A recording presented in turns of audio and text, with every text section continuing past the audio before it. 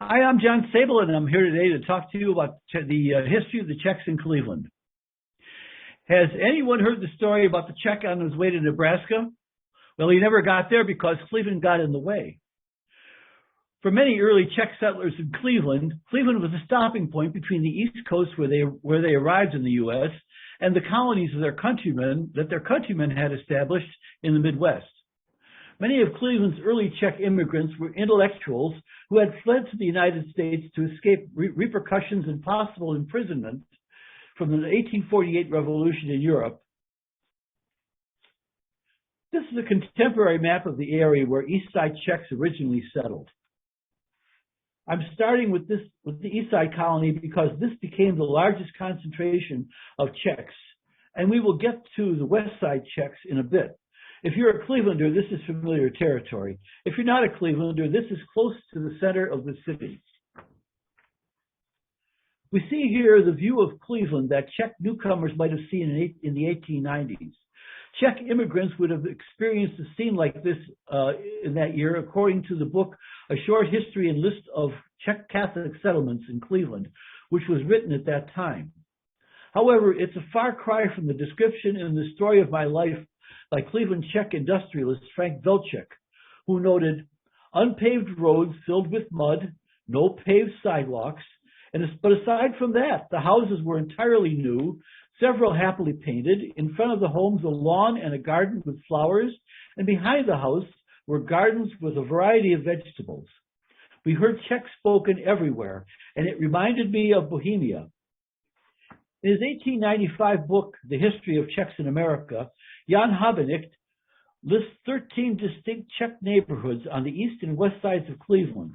Some of these were only a few blocks in size. According to Habenicht, most of these early settlers came from Písek, Tábor, Prague, and České Budějovice. As we shall see later, Czechs generally preferred to build their own homes rather than move into older buildings. And from a handful of early settlers in the 1850s, the colony grew to more than 3,200, according to an 1869 survey. There were 696 families in Cleveland at that time. Their success was aided by their low illiteracy rate, estimated to be about 1.5%. The big draw, especially for blue-collar Czechs, was the Standard Oil No. 1 refinery, where many found jobs primarily as barrel makers. If you're a Clevelander, this site has been proposed as a possible location for the proposed new Cuyahoga County Jail. As in most other Czech colonies in the U.S., Cleveland Czechs were split between Catholics and free thinkers. And in Cleveland, the population was split just about down the middle. And both sides of the community quickly sought to establish their culture. This map shows the location of the first Czech Catholic church, St. Wenceslav, Svatý Václav, which was established in 1867. This is the original St. Wenceslas Church at the corner of Arch and Burwell, East 34th and Burwell in Cleveland, for anybody actually looking at a map. Free thinkers also established themselves nearby with the Slovanská lipa, calling attention to the linden tree, a national symbol of the Czechs. This is a view of the Slovanská lipa, and this other view shows the size of the Czech freethinker community at that time. These are all free-thinking Czechs gathered. I don't even know what the celebration is for, but there are quite a number of them. And while all this was happening, the West Side Czechs were able to establish St. Prokop Church on Burton Street, now West 41st Street, south of Clark Avenue, in the Czech neighborhood known as Kubu. In reality, the original Czech settlers in Cleveland settled on the city's west side. For reasons I can't explain, this community never moved in the same fashion as the East Side Czechs. And for that reason, St. Prokop was the only Czech Catholic church on the west side. This is the original St. Prokop Church, and this is the church that was finally built. That building is still standing, however, none of the towers exist, and the actual church was closed by the Cleveland Catholic Diocese in 2010.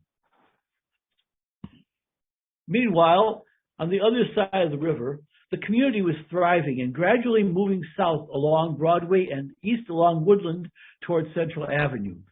The reason that happened was that the city of Cleveland built a bridge along this area, which is an industrial valley, and it was Kingsbury Run, so that they were able to move more easily over into the south and southeast side, or south and east sides of the city. In 1883, near what is now East 83rd and Central, they established St. Adalbert Church in an area known at this time as East Cleveland.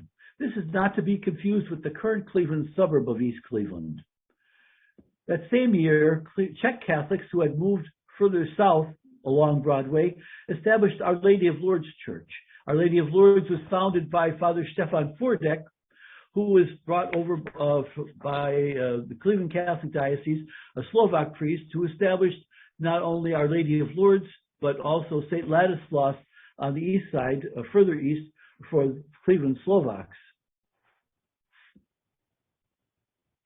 In 1902, St. Wenceslaus, which was still growing as the mother church of Cleveland Czechs, established this fine building on the south side of Kingsbury Run in 1902.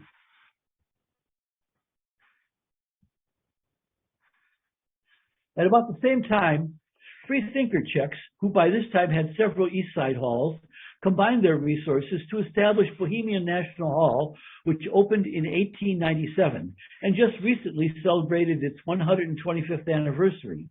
For those who have not seen it, this hall is one of the best renovated building interiors in the city of Cleveland. This is the opening of Bohemian National Hall in 1897.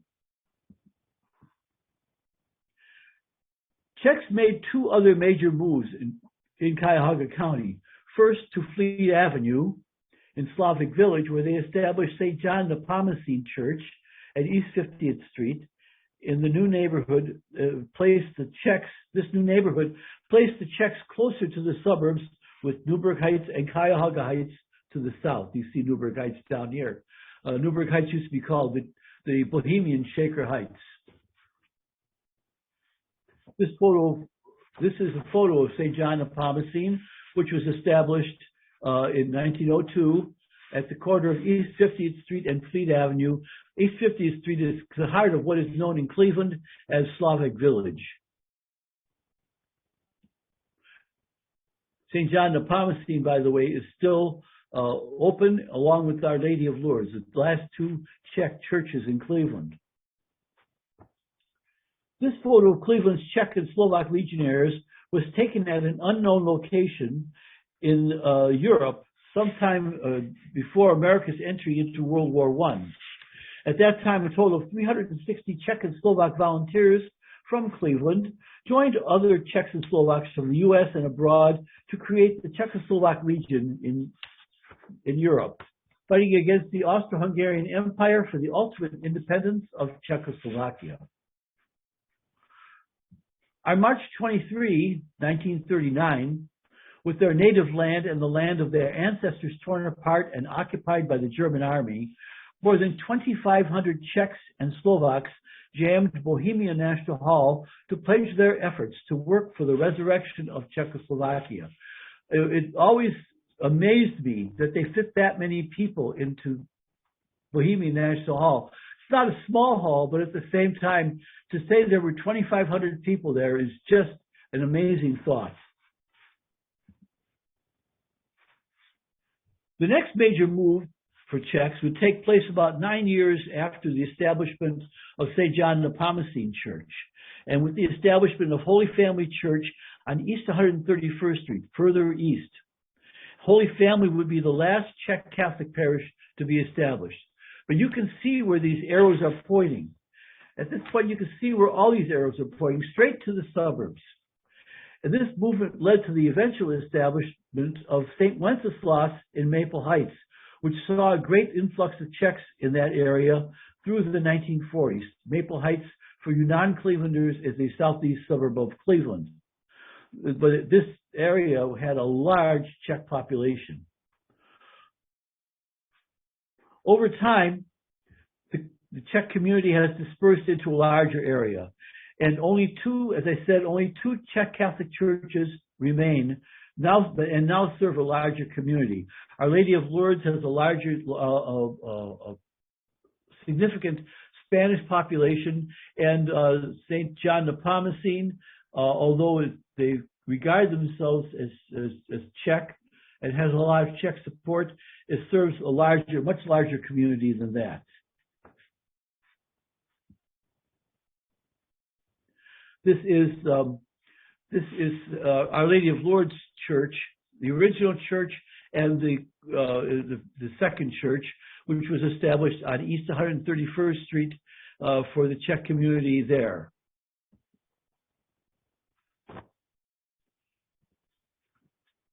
For many Cleveland's Czechs, the areas around Broadway and East 55th Street, Fleet Avenue, East 131st Street, and others represented principal retail areas with many Czech-owned businesses. This old stage curtain, now on display at the Czech Cultural Center of Sokol Greater Cleveland, Bohemian National Hall, once hung at Sokol Greater Cleveland Czech Havlicek Hall on Harvard Avenue. That's the area around our Holy Family Church, and is a visual reminiscence of these areas and the businesses that once thrived there. And these badges from Czech Catholic and Freethinker lodges are part of a display at the Czech Cultural Center of Sokol Greater Cleveland. For most of its history, the hall was a bastion of Freethinker societies. Since its purchase by Sokol Greater Cleveland in 1975, it has come to represent an amalgamation of the Czech community.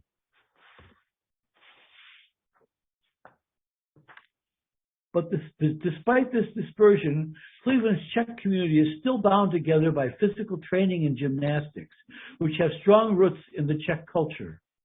Cleveland's Czechs, both Catholics and Freethinkers, brought the Sokol movement to Cleveland, producing 4 separate Sokol lodges in the city, including this hall on East 131st Street. And the Workers' Gymnastic Union, abbreviated in Czech as DTJ, Delnická telocvičná jednota, in Auburn Township, in the neighboring Geauga County. This is the DTJ exhibition, probably from the 1930s, maybe the 1920s, but I believe it would have been the 1930s. Today, the remaining Sokol units are Sokol Greater Cleveland in Bohemian National Hall, Sokol Česká Syn at Česká Syn Sokol Hall on Clark Avenue on Cleveland's west side, a remnant of that community, and that's it for Sokols. In a time frame spanning more than 5 generations, the animosity that separated Catholic and free-thinking Czechs has melted away. And this was evident in 1966 when Cardinal Josef Beran of Czechoslovakia visited Cleveland. He was a religious hero to many, and to many more at the same time, he was a national hero. So he brought together the two communities, the freethinkers and the Catholics. And to us today, he was a prophet of freedom, having fought for a free Czechoslovakia, a reality that came to be in 1990 and that has progressed to the Czech Republic, which was formed in 1993. His visit, showed here in this parade at East 55th and Broadway, outside of Our Lady of Lourdes Church, rallied Czechs, Slovaks, and other ethnic groups at a weekend of celebrations that is arguably the most important event in the history of Cleveland's Czech community. Finally, one of the most widely known symbols of Czech presence in Cleveland is the Czech Cultural Garden, which was dedicated in 1935 and features stonework by Czech sculptor Frank Jiroch, including a frieze depicting Czech migration to America, plus busts of Antonín Dvořák, Bedřich Smetana, Božena Nemcová, Dr. Miroslav Tyrš, František Palacký, Jan Amos Komenský, Karel Havlicek, and Tomas Garik Masaryk. Thank you very much for your time, and I'm sure that many of you have some questions.